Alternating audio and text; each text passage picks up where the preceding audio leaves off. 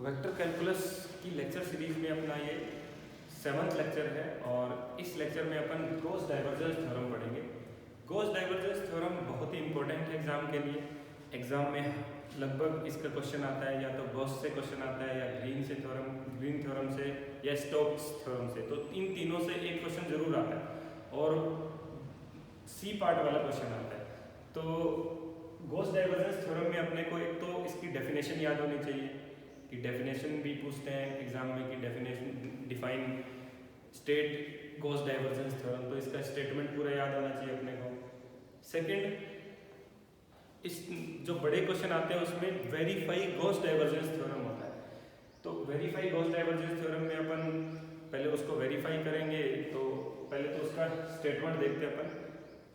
तो इस लेक्चर में अपन पहले स्टेटमेंट लिखेंगे, समझेंगे गॉस डाइवर्जेंस थ्योरम क्या है। उसके बाद अपन उसके छोटे छोटे एग्जांपल्स करेंगे जिससे आपको समझ बनेगी कि डाइवर्जेंस थ्योरम को कैसे अप्लाई करते हैं। और उसके बाद अपन बड़े क्वेश्चन करेंगे। तो सबसे पहले गॉस डाइवर्जेंस थ्योरम का स्टेटमेंट लिखते हैं।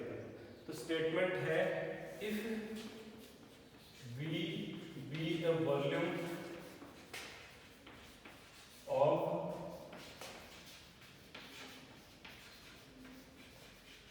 surface S, if V be a volume of a closed surface S and A be a vector point function that is continuously differentiable,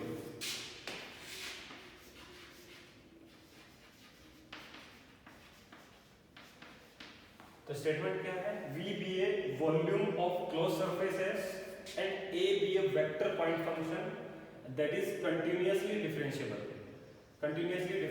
है, then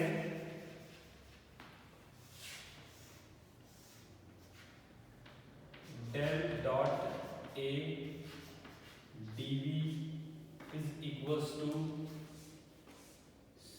surface A dot n cap ds, where n cap is unit normal vector drawn outward to the surface S। S कोई surface है, उससे normal unit vector है जो कि down उससे outward निकली हुई है उस पॉइंट पे। तो गॉस डाइवर्जेंस थ्योरम का ये स्टेटमेंट है, if V be a volume of closed surface S and A be a vector point function that is continuously differentiable। continuously differentiable क्यों ले रहे हैं, क्योंकि del dot A आ रहा है, इसका मतलब डाइवर्जेंस ऑफ A। इसको अपन ऐसे भी लिख सकते हैं, V divergence of A dV। तो डाइवर्जेंस ऑफ A यानी डेल बाई डेल एक्स आएगा, डेल बाई डेल वाई आएगा। तो डिफरेंशिएबल नहीं होगा फंक्शन, तो अपन डेल बाई डेल एक्स नहीं कर पाएंगे। तो A भी ये वेक्टर पॉइंट फंक्शन है, और क्योंकि डाइवर्जेंस हमेशा वेक्टर पॉइंट फंक्शन का करते हैं, तो इस सब चीजों को ध्यान रखेंगे कि A भी ये vector point function that is continuously differentiable, then divergence of A triple integration dV के साथ वो सरफेस इंटीग्रल के बराबर होता है। तो इसका फायदा क्या हुआ गॉस डाइवर्जेंस थ्योरम का, कि सरफेस इंटीग्रल को जो अपन ने लास्ट लेक्चर में पढ़ा था, तो सरफेस इंटीग्रल निकालने के लिए अपने को बहुत मेहनत करनी पड़ती है। सरफेस इंटीग्रल n कैप निकालो, dx dy, फिर कौन सा प्रोजेक्ट कर रहे हैं, कौन से सरफेस कौन से प्लेन में प्रोजेक्ट कर रहे हैं, और उससे निकालने में अपने को बड़ा डेरिवेशन है उसका। तो इसको इजी बनाने के लिए सरफेस को चेंज कर दिया वॉल्यूम में, सरफेस इंटीग्रल को चेंज कर दिया वॉल्यूम इंटीग्रल में।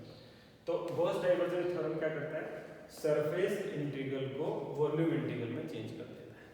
तो इसकी डेफिनेशन हमेशा याद रखेंगे, एग्जाम में डेफिनेशन के साथ आता है कि state Gauss divergence theorem and verify it. Verify कोई क्वेश्चन दे दिया, उससे अपन ये निकालेंगे और उसको वेरीफाई करेंगे। डायरेक्ट ये निकालेंगे सरफेस इंटीग्रल और फिर उसको वॉल्यूम में चेंज करके गॉस डाइवर्जेंस थ्योरम निकाल के भी निकालेंगे तो दोनों की वैल्यू सेम आएगी। तो ऐसे अपन वेरीफाई करेंगे उसको। तो गॉस डाइवर्जेंस थ्योरम, अब इसके एग्जांपल्स करते हैं अपन थोड़े। एग्जांपल्स में सबसे पहले तो यही देख लेते हैं कि बताओ कि कर्ल सरफेस है, curl of A N cap ds is equal to 0 होता है। प्रूव करो। प्रूव करना है कि सरफेस इंटीग्रल फाइंड करना है कर्ल ऑफ ए का। A be any vector point function a1 i cap plus a2 j cap plus a3 k cap. A कोई भी वेक्टर पॉइंट फंक्शन है, उसका कर्ल किया और उसका कोई सरफेस S है, उस पे सरफेस इंटीग्रल निकालना है तो वो 0 होता है। तो ये प्रूव करना है। तो सीधा सीधा इसमें गॉस डाइवर्जेंस थ्योरम अप्लाई करो। गॉस डाइवर्जेंस थ्योरम क्या कहती है कि यहां जो भी हो, डॉट एन कैप से पहले जो भी हो वो उसको a मान लेंगे अपन, है ना। तो ये ट्रिपल इंटीग्रेशन में रिप्लेस हो जाएगा वॉल्यूम में डेल डॉट ए, यानी डेल डॉट कर्ल ऑफ ए और dv। अब एक चीज बताओ, डेल डॉट को मैं डायरेक्ट ऐसे लिख सकता हूं, divergence of curl of A dv। तो डाइवर्जेंस एंड कर्ल ऑफ ए करते हैं तो वो डाइवर्जेंस ऑफ कर्ल ऑफ ए करते हैं तो वो 0 आ जाता है। तो ए इक्वल्स टू 0 आ गया सिंस डाइवर्जेंस कर्ल ऑफ ए, पहले किसी वेक्टर का अपन कर्ल निकालें फिर उसका डाइवर्जेंस करें तो वो 0 ही होता है। तो ये अपन पहले देख चुके हैं। तो ये इसका एक एग्जांपल हो गया। एक और एग्जांपल लेते हैं अपन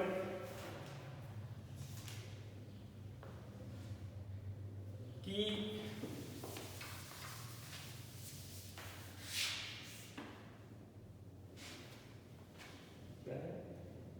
r डॉट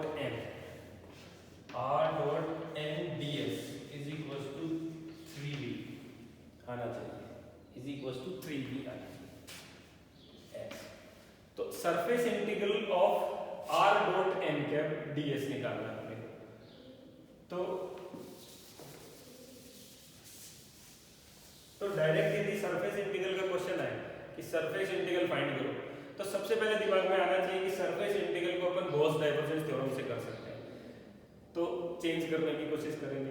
तो सरफेस इंटीग्रल है तो अपने को गॉस डाइवर्जेंस थ्योरम क्या कहती है कि इसको चेंज कर दो ट्रिपल इंटीग्रेशन में, वॉल्यूम लगा दो डाइवर्जेंस ऑफ या फिर del dot r, n cap से जो पहले वाला है उसको a, तो डाइवर्जेंस r dv। अब r क्या होता है, r मान लिया कि x i cap plus y j cap plus z k cap होता है, पोजीशन वेक्टर है x y z का। और डाइवर्जेंस ऑफ r करेंगे, डेल डॉट r करेंगे तो क्या होगा, डेल क्या होता है अपना, डेल होता है i, del over del x i cap plus del over del y j cap plus del over del z k cap. और डेल डॉट r क्या हो जाएगा, del over del x plus del y over del y plus del z over del z is equal to 1 plus 1 plus 1 is equal to 3। तो del dot r निकाल लिया अपन ने, ये इक्वल हो गया अपना ट्रिपल इंटीग्रेशन v 3 dv, 3 बाहर लिया, अब इससे dv जो भी वॉल्यूम आए वो 3v वॉल्यूम ही आएगा इससे। तो सिंपली अपन ने r डॉट n कैप का अपन ने सरफेस इंटीग्रल को अपन ने सिंपली वॉल्यूम में चेंज कर लिया।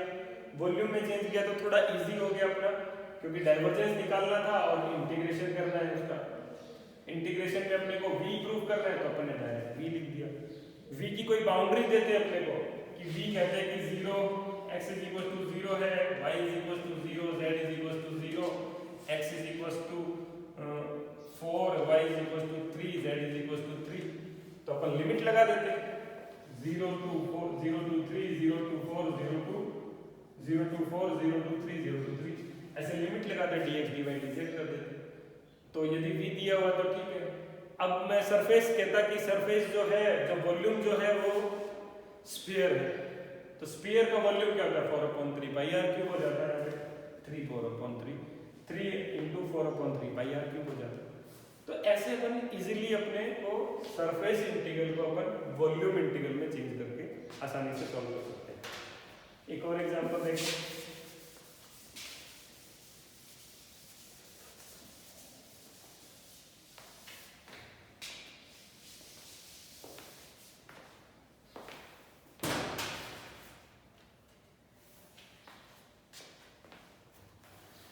प्रूव करें कि volume dV/r² is equals to r dot n is equals to surface integral of r dot n over r² ds। तो ये r है, ये सिंपल r है,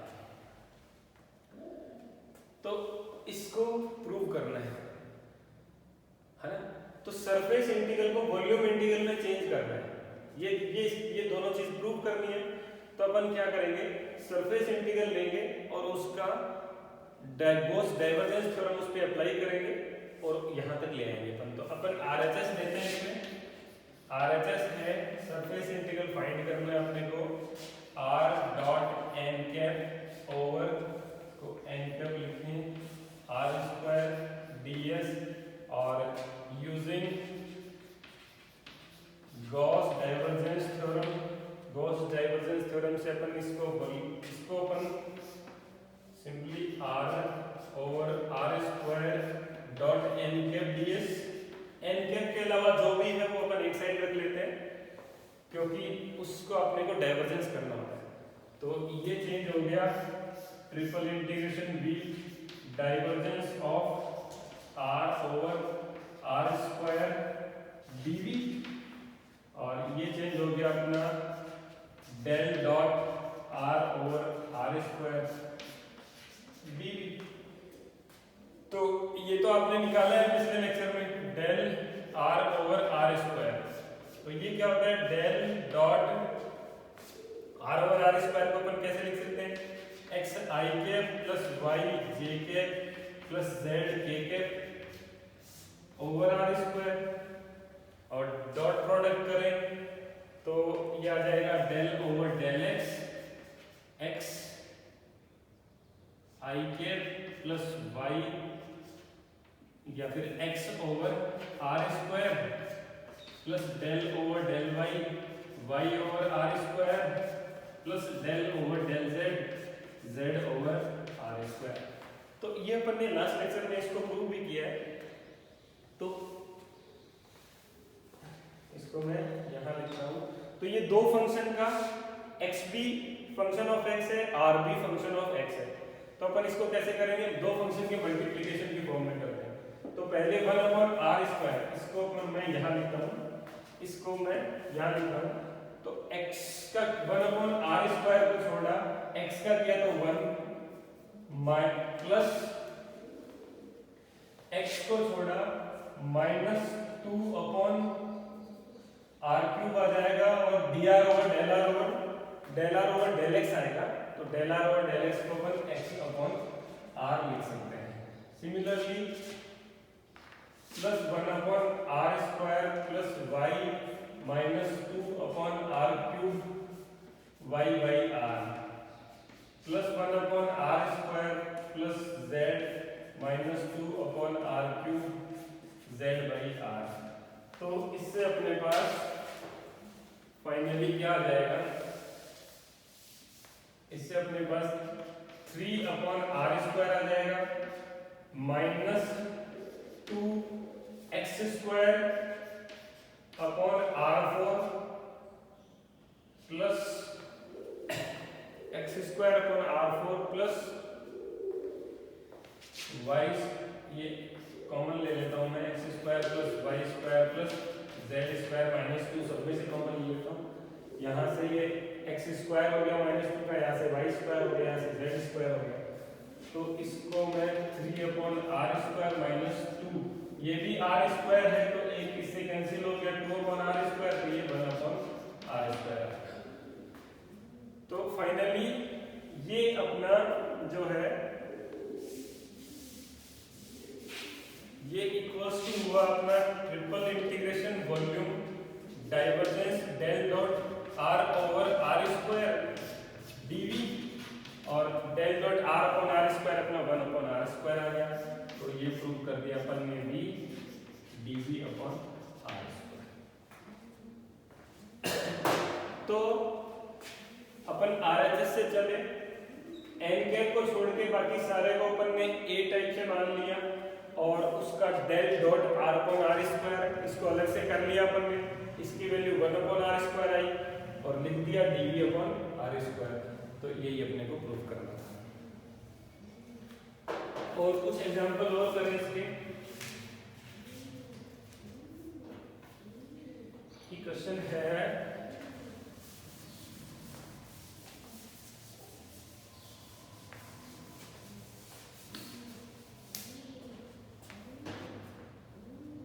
f is equals to 2xy plus yx square। f is equals to 2xy I cap plus yx square j cap plus yx square sorry yz square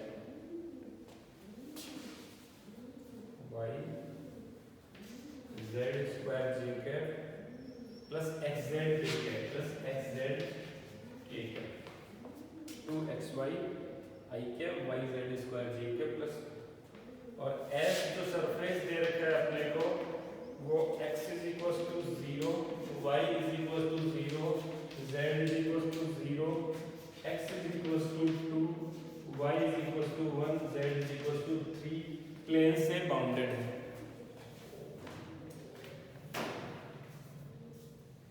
evaluate करना है double integration f dot n cap ds। तो दिया हुआ क्या है अपने को f दिया हुआ है कोई vector point function continuously differentiable है क्योंकि ये वाले डिफरेंशिएबल होते हैं, अलजेब्रिक फंक्शन है वो डिफरेंशिएबल है।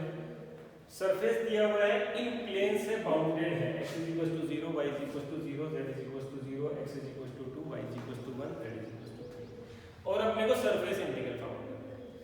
तो अपन इस पे गॉस डाइवर्जेंस थ्योरम लगा सकते हैं आसानी से। तो गॉस डाइवर्जेंस थ्योरम क्या होगी? Triple integration v divergence of f dv और इसको अपन v del dot f dv। अब डेल डॉट f अपन अलग से निकाल लेते हैं। डेल डॉट f क्या होगा? Del over del x 2xy plus del over del y yz square plus del over del z xz, यही होगा del f1 over del x, del f2 over del x, del f3 over del x, del y del z ऐसे हो जाएगा। तो del dot f क्या आ जाएगा अपने पास? 2y plus z square plus x, 2y plus z square plus x।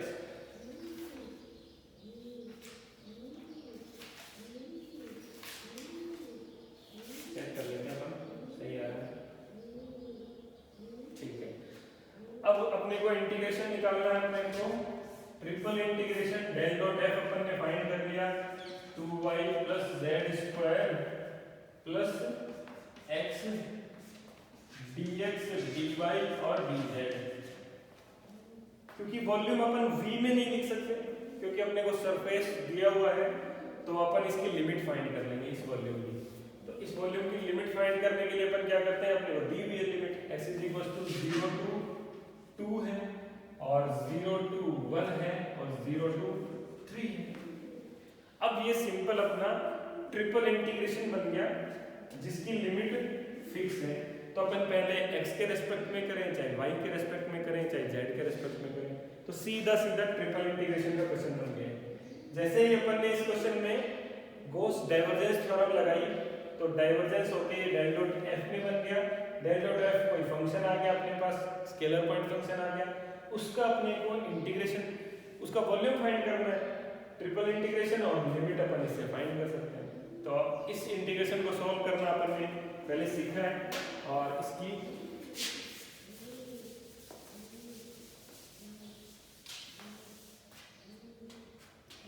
अपन इसको z के रेस्पेक्ट में कर लेते हैं, 0 से 2, 0 to 1, और z के रेस्पेक्ट में करेंगे तो 2yz plus z cube by 3 plus xz, और लिमिट आ जाएगी इसकी लिमिट आ जाएगी 0 to 3 dx dy। तो z इज इक्वल टू 3 आ जाएगा इसमें, तो 0 to 2, 0 to 1, और 6 y हो गया है प्लस z क्यूब, तो 9 आ जाएगा प्लस 3x आ जाएगा, और dx dy हो जाएगा। फिर y के रेस्पेक्ट में कर लेते हैं, तो 0 से 2 इंटीग्रेशन y के रेस्पेक्ट में करेंगे तो 6y square by 2 plus 9y plus 3xy, limit 0 to 1 आ गई, फिर dx बच जाएगा। तो सीधा सीधा 0 से 2 और 3 प्लस 9 प्लस 3 आ जाएगा, 3x आ जाएगा यहाँ पे, और dx आ जाएगा, तो ये 12 हो गया सीधा सीधा, 12 प्लस 3x, और वापस से x के रेस्पेक्ट में करेंगे तो 12x plus 3x square by 2, और 0 to 2 लगाएंगे तो 12 into 2 प्लस 3 into 4 by 2, तो ये 24 प्लस 6 30 आंसर आ गया।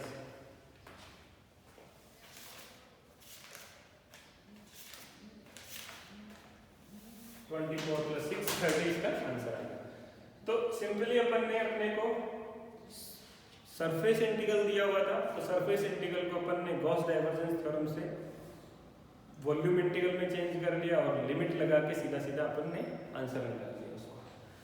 तो अब अपन एग्जांपल करते हैं verify of Gauss divergence theorem. तो ऐसे क्वेश्चन क्या आपके एग्जाम में आते हैं, तो वो अपन क्वेश्चन करते हैं। State Gauss divergence theorem, verify Gauss divergence theorem.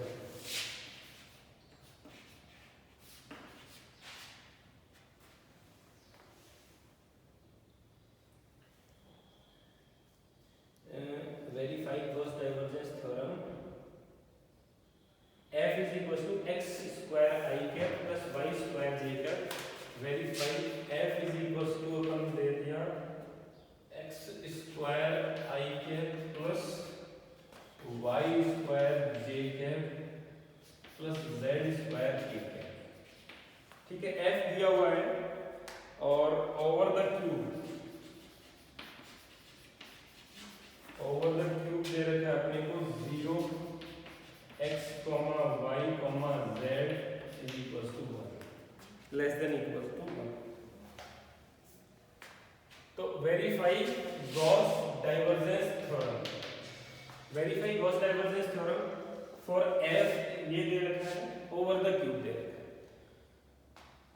तो इस टाइप के क्वेश्चन आपके एग्जाम में आते हैं कि state Gauss divergence theorem and verify Gauss divergence theorem for this और ओवर द सरफेस दिस। तो सबसे पहले ये देखेंगे अपन कि गॉस डाइवर्जेंस थ्योरम लगा सकते हैं। तो गॉस डाइवर्जेंस थ्योरम होने के लिए अपने को एक वेक्टर पॉइंट फंक्शन f या a चाहिए जो कि कंटिन्यूअसली डिफरेंशिएबल हो। तो ये कंटिन्यूअसली डिफरेंशिएबल है क्योंकि x square y square z square का अपन डिफरेंशिएशन कर सकते हैं, तो लगा सकते हैं। और क्लोज्ड कर्व दिया हुआ है अपने को s, क्लोज सरफेस दिया हुआ है s, क्यूब दिया हुआ है, तो इसको अपन वेरीफाई करेंगे। तो सबसे पहले गॉस डाइवर्जेंस थ्योरम का स्टेटमेंट लिखेंगे, s f dot n cap ds is equals to क्या होगा, triple integration volume f divergence of del dot f dv। तो सबसे पहले अपन इसका वेरीफाई करने का मतलब क्या होता है कि अपन सरफेस इंटीग्रल एक तो डायरेक्ट निकालेंगे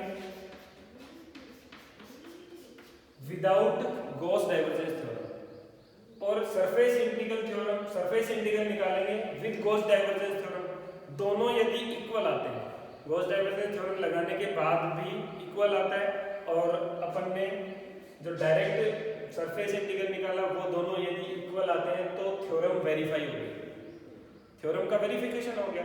भाई अपन ने डायरेक्ट निकाला सरफेस इंटीग्रल और फिर गॉस डाइवर्जेंस थ्योरम के थ्योरम अप्लाई करके निकाला, दोनों यदि बराबर आए तो गॉस डाइवर्जेंस थ्योरम इस फंक्शन पे वेरीफाई हो गई। तो पहले अपन करते हैं गॉस डाइवर्जेंस थ्योरम लगा के इस क्वेश्चन को। तो गॉस डाइवर्जेंस थ्योरम से क्या आ जाएगा अपने पास, f dot n cap dot ds is equal to divergence of f dv। तो अपन सीधा डेल डॉट f निकालते हैं। डेल डॉट f क्या होगा, del over del x square plus del over del y square plus del over del z square, और ये हो जाएगा 2x plus 2y plus 2z। तो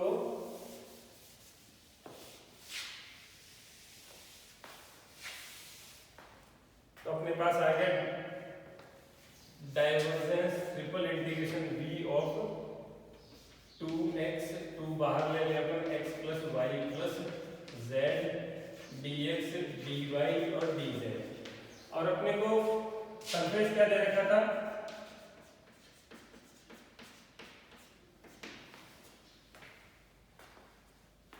ऐसे देने से क्या हो गया, ये जो है x is equal to 0, y is equal to 0, z is equal to 0 और x is equal to 1, y is equal to 1, z is equal to 1। तो अपन लिमिट लगा सकते हैं आसानी से, इसकी लिमिट लगा देंगे 0 to 1, 0 to 1, 0 to 1 x y z की इस सरफेस में, एक क्यूब में जो कि ओरिजिन से स्टार्ट होता है क्यूब में, और अपन लिमिट यही तो लगा सकते हैं, x की लिमिट 0 to 1, y भी 0 से बन जा रहा है, z भी 0 से बन जा रहा है, तो अपना इस क्यूब का वॉल्यूम आ जाएगा। तो इस इंटीग्रल को सॉल्व करो, तो इससे क्या आ जाएगा 2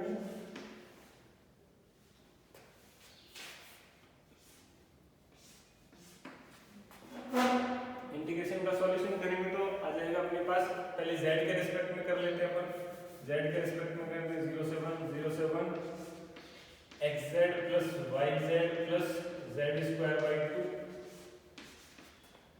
dx dy, ये हो गया अपना 2 0 से 1 x plus y plus 1 by 2 dx dy, फिर y के रेस्पेक्ट में करते हैं 0 से 1 xy plus y square by 2 plus 1 by 2y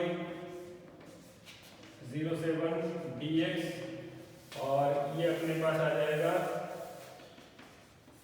0 से 1 x plus 1 by 2 plus 1 by 2 0 से 1 dx, और ये हो जाएगा x square by 2 plus 1 by 2 x plus 1 by 2 x 0 to 1, और ये आ जाएगा अपना 2 1 by 2 plus 1 by 2 plus 1 by 2, और ये अपने पास आ गया 3 बाई 2 और इक्वल्स टू आ गया 3।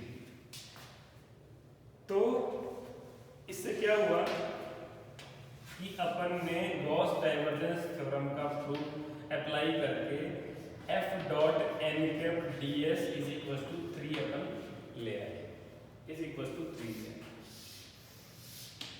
ठीक है। ये तो था अपन ने गॉस डाइवर्जेंस थ्योरम से प्रूव किया इसको कि इससे वैल्यू 3 आ गई। अब वेरीफाई करने के लिए अपन सरफेस इंटीग्रल डायरेक्ट फाइंड करेंगे। तो सरफेस इंटीग्रल डायरेक्ट फाइंड करने के लिए अपन क्या करते हैं,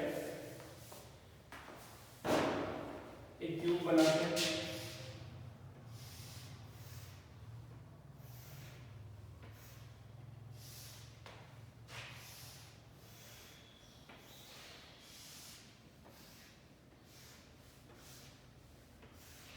एक क्यूब अपन ने बना लिया, ये अपनी x एक्सिस हो गई, ये y एक्सिस हो गई, और ये z एक्सिस हो गई, a b c d e f g h, ये इसके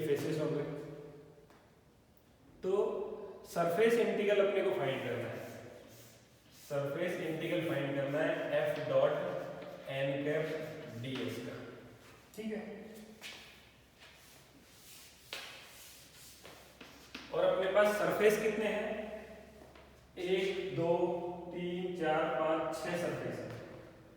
तो अपने पास क्यूब में 6 सरफेसेस हैं और अपने को फाइंड करना है S F dot N cap D surface integral. तो अपन इसको 6 सरफेस में डिवाइड कर लेते हैं। इज इक्वल्स टू हो जाएगा अपना A B C D F dot N cap D S plus F G H E F dot N cap D S plus यहाँ लिखता हूं double integration of B G C H F dot N cap D S plus double integration A E D A F D E F dot N cap D S plus और ये हो गया A B G F dot N cap D S plus D C H E F dot N cap D S. तो ये surface integral इसका find करना था और सरफेस अपने को क्यूब दे रखा था। क्यूब अपना 6 सरफेस से मिलकर बना है, तो अपन 6 सरफेसेस पे 6 सरफेस पे अपना सरफेस इंटीग्रल निकाल लेंगे और उनका सम कर देंगे तो इसके बराबर आ जाएगा। ये अपना बेसिक लॉजिक है इसके लिए। अब एन के एफ डॉट एन के डी एस निकालते हैं। इसका एक निकालेंगे फिर सब समझ में आ जाएगा। तो अपन पहला निकालते हैं, इसको फर्स्ट बोलेंगे A B C D F dot N cap D S. अब इसमें देखो f तो अपने पास दिया हुआ है, f तो अपने पास है। n कैप क्या होगी? इस सरफेस के लिए n कैप, ये वाला जो सरफेस है इसमें n cap is equal to, n cap क्या होती है? Unit normal vector drawn outward to the surface. तो देखो इस सरफेस का ये जो सरफेस है इसकी यूनिट नॉर्मल वेक्टर आई कैप नहीं हो जाएगी क्या? इसकी यूनिट नॉर्मल वेक्टर आई कैप हो जाएगी, क्योंकि ये जो प्लेन है, ये जो सरफेस है, ये एक्स वाई प्लेन के परपेंडिकुलर खड़ा है। तो एक्स एक्सिस के लिए, एक्स एक्सिस से जो निकलने वाली जो एन कैप है, जो आई कैप जो है वो इज इक्वल टू अपनी एन कैप हो जाएगी। और x की वैल्यू क्या रहेगी यहाँ पे? x is equal to, x जो है वो फिक्स रहेगा कि x इज इक्वल टू 1 तक जा रहा है कि ये 0 ये 1, ये जो पॉइंट है वो 1 0 0 है, ये जो पॉइंट है वो 0 1 0 है, ये जो पॉइंट है वो 0 0 1 है। तो x हमेशा 1 रहेगा, तो x की वैल्यू 1 रहेगी। तो इस सरफेस इंटीग्रल फाइंड करने के लिए अपन क्या करते हैं? सरफेस इंटीग्रल कैसे फाइंड करते हैं अपन? सरफेस इंटीग्रल फाइंड करने के लिए double integration f dot n cap ds को अपन double integration f dot i dy dz कर देंगे। f dot i dy dz, क्योंकि यहाँ पे नॉर्मल जो यूनिट नॉर्मल वेक्टर है वो i कैप है और x इज इक्वल टू 1 है। तो f डॉट i निकालेंगे पहले और dy dz कर देंगे और y और z की लिमिट लगा देंगे। तो y और z की लिमिट अपने पास 0 to 1 0 to 1, y और z की लिमिट 0 to 1 है। तो इससे क्या होगा? इस इंटीग्रेशन की value f dot i, f क्या है अपना? f है अपना x square i cap plus y square j cap plus z square k cap, है ना? तो अपन इसको इंटीग्रेशन करते हैं 0 to 1 x square i cap plus y square j cap plus z square k cap dot i dy dz। तो ये सीधा सीधा अपने पास 0 to 1 x square dy dz। अब इसमें देखो इंटीग्रेशन करना है y z का, y और z के रेस्पेक्ट में, इसमें x स्क्वायर आ रहा है तो x की वैल्यू तो अपन पहले ही तय कर चुके हैं कि x इज इक्वल टू 1 है, ही फिक्स है, क्योंकि इस प्लेन में हमेशा x इज इक्वल टू 1 रहता है। तो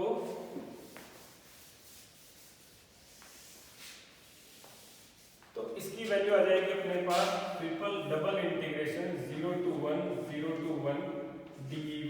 dz। तो इससे वैल्यू आ जाएगी अपने पास 1।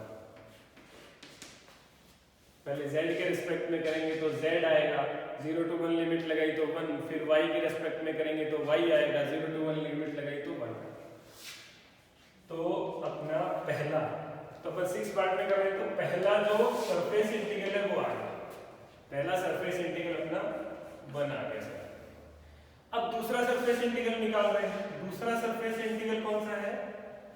x एक्सिस के ऑपोजिट साइड वाला, तो FC H E वाला, F dot n cap ds। तो इसको अपन डबल इंटीग्रेशन F डॉट, यहाँ पे भी इस सरफेस पे भी नॉर्मल n कैप जो आएगी वो क्या आएगा, n cap is equal to I cap ही होगी, क्योंकि ये परपेंडिकुलर टू x y है, तो n cap is equal to I। यहाँ पे x की वैल्यू 0 हो जाएगी, क्योंकि इस प्लेन, ये जो प्लेन है, ये वाला जो पीछे वाला जो प्लेन है वो x एक्सिस के, यहाँ पे x इस साइड में आएगा तो x बढ़ रहा है, उस साइड में ये ओरिजिन से जा रहा है, y एक्सिस पे है, y और z एक्सिस पे है, तो ऑब्वियसली यहाँ पे z x is equal to क्या है, 0 है, तो x इज इक्वल टू यहाँ पे 0 है। तो f dot I cap dy dz 0 to 1 जो कि आया अपना 0 to 1 x square dy dz।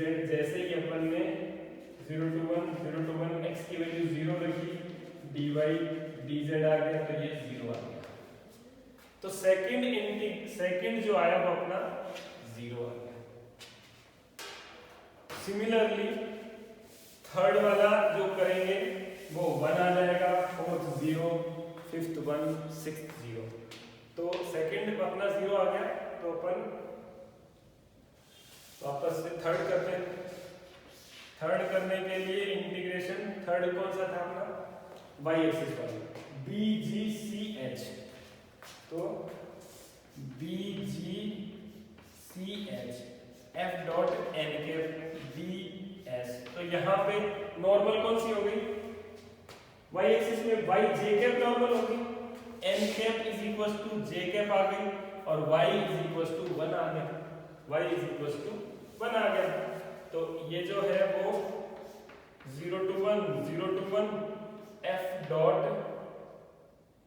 j cap और dx dz हो जाएगा, F dot j cap dx dz हो जाएगा, और ये आ जाएगा अपना double integration 0 to 1 y square dx dz, और y की वैल्यू 1 रखेंगे, तो ये 0 to 1 dx dz is equal to 1।